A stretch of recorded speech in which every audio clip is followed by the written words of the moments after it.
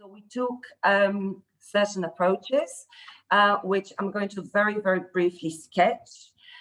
So the first approach, and I think that's the building block of anything, is to look at standards.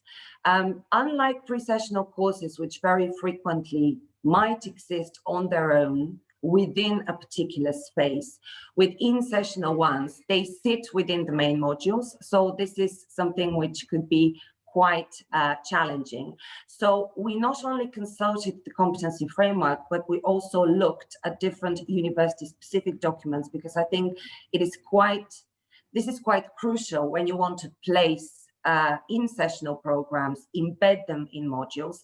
And we consulted 3 documents, which I have listed here: our guide to instructional design, our quality handbook for the virtual learning environment standards. We use Canvas, and also we read the plan, at the time a draft, but then the final version of the digital plan of the university for 2025. I don't have a lot of time to go into detail into how we aligned these documents, or at least how we attempted to align them. But once the first pilot took place, we thought, okay, now's the time to collect a lot of data, which we did, and we focused. I'm just giving you a few examples very briefly. We surveyed the syllabus and the new programs. For example, we asked our in-sessional students, who are both home and international ones, to rate how useful they found the content of the sessions in relation to their discipline program, but also transferability to current and future employment. And I know this looks very possibly impressive, 80% saying that was very useful and 20 saying it is useful. But in actual fact, about the sample size of this particular survey is 50 students, and we had about 800 on the course, so that's about 50%, but still, that gave us some information about this element of the pilot. We also asked students to choose the online asynchronous materials that they found most useful and most engaging, and you can see some data here on the screen. They were quite positive about quite a few things, but then some students, as you can also see, did not provide any answers. This is work in progress, both for me, for my colleagues, for the whole EAP department, but something which we are currently trying to do and working on. So these are our actions. We're compiling data, using it to evaluate syllabus design, program implementation. Also within these programs, there is module feedback. We are very often mentioned in the module feedback, which on most occasions is shared with the EAP department. We're also generating virtual learning environment data, because we can see on Canvas how engaged, how active our students are. We also ask them regularly to give us feedback on the tasks, materials, and approaches to the online courses. We currently also do teacher training sessions on digital learning pedagogies, focusing on the flipped classroom approach, naturally, but also the implementation of instructional design, which is a must for the campus. We also have reflective meetings, and we're a small team, but I think very collaborative, and we share research experiences and ideas. So yeah, so that's in a nutshell what I do, what we do. I'm typing my own questions.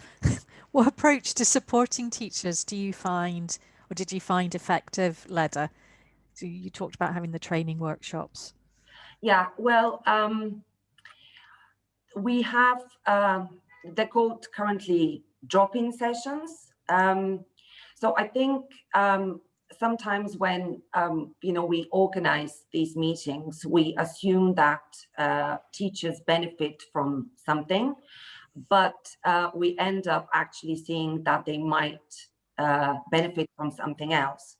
So we make them very teacher-centered, where we give the floor for obviously Q&As, but we also provide some input. So we try to kind of mix the two approaches to go over elements which we should cover ideally using, of course, theoretical and pedagogical background for this, but also answer any questions and address any concerns that colleagues might have who teach on these courses. So we try, we try to talk to them, which I think is crucial in working with colleagues, not just to assume that they would benefit from something. This question is actually more about students. How do students interact with the VLE, and is this How supported? Oh, well, it would be an overstatement to say that all students interact that well with the VLE. And I think one thing that has transpired is that, of course, teachers need to be trained and they need to be supported.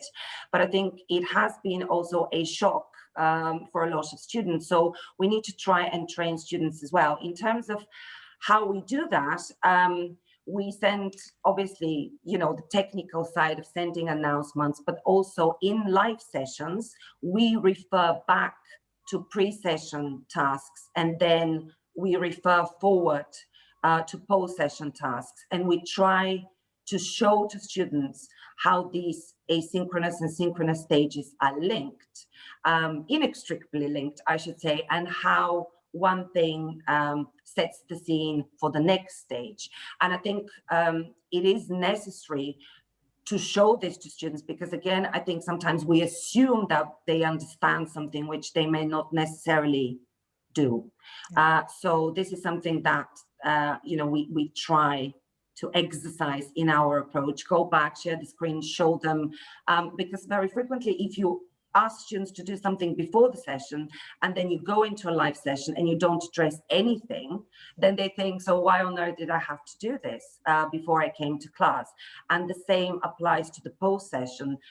It's ideally referring to it and showing what the aims and the learning outcomes of these stages are, is something that could be quite beneficial for them. Yeah.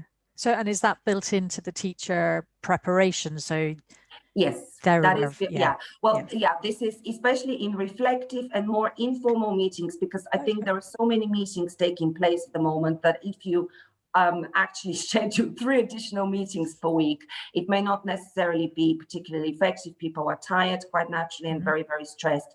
So we try to do this very informally. We have stand-up meetings, but we also kind of keep in touch on a weekly basis and, catch up over a cup of coffee and a cup of tea, which I think is also a very good way to exchange ideas and weekly experiences. But yes, we do try to standardize. To say that we have standardized, again, will be an overstatement, but as I mentioned, it's work in progress. Yeah. Okay, so there's a question from Sophia in Bristol about the reflective meetings. How did you conduct these? Right, quite informally. So we would, for example, organize a meeting and ask people to share experiences, to reflect on their practices, things which, for example, they found some strengths, some weaknesses, challenges that they faced, how they actions that they took to overcome these challenges, or pieces of advice which they would like to receive from fellow colleagues. And then we usually look at examples of some really good practices, things that worked and why they worked. And then people can kind of reflect again on the input and the things that we discussed, and then maybe try to do it themselves. So currently, as I mentioned, they are more informally structured. The instructional design drop-in sessions are a little bit, less informal. But the reflective ones, I think sometimes it's a very personalized experience, and we try to take this into consideration. Okay. There's a question about what kind of knowledge do you focus on, do you think? Well, and I was going to say unfortunately, well, I'll say unfortunately. Well, with in-sessional courses, we have to look at the bigger picture as well. So the knowledge that we focus on, of course, is EAP specific. But as I mentioned, because these programs sit within subject-specific modules, we have to look at the bigger picture, and we have to look at the instructional design, quality handbook for the virtual learning environment, and the digital plan, because all of the students attend these courses, and a lot of our students are home students. So the knowledge that we try to integrate during ID drop-in sessions, I think the knowledge is centered around university-specific documents sometimes, but then this kind of overlaps with EAP as well, because instructional design is about collaboration, practice, problem-solving skills. There are a lot of overlaps, and we try to show the patterns that match, so that they can see the interconnections. Yeah, I'm gonna move on. I know there's a question about how do we find out about the training, but this was training that was specifically in your institution. That was just in my institution, and it's work in progress. It sounds a little bit, kind of perhaps more structured than it is. Okay, there's a couple other questions maybe while someone else is talking, if you want to respond in the chat. Sure. Yeah, there. Thank you very much. Thank you.